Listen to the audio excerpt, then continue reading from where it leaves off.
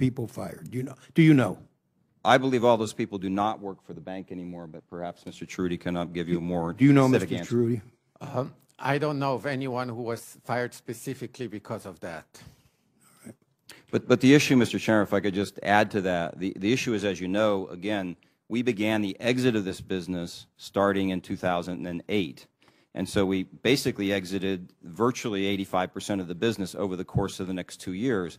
By the time we actually found this behavior, which we agree with you, we find it just as unacceptable as you do.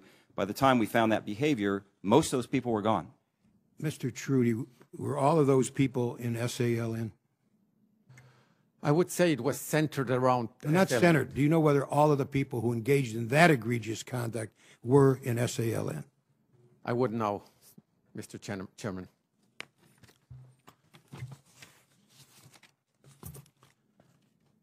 I'm over time. Senator Johnson.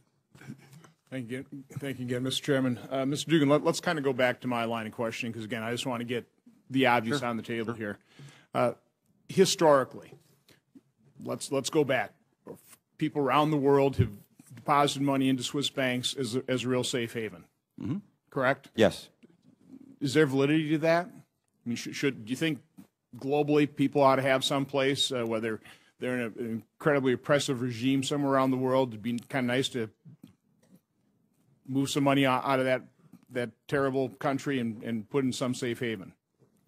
Well, I think what we see in terms of our customers around the world is that they do have interest in even being completely tax compliant and no issues around that. They do have an interest in diversifying the jurisdictions where they hold their money. We do see that as an interest from those clients. And the conundrum right now for the Swiss government is you have, obviously the United States government highly concerned about not being able to collect taxes because people are committing tax fraud and sheltering income there.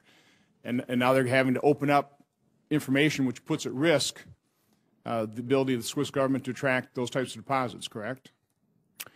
Well, I actually think, our view is actually that that us as an institution in the country have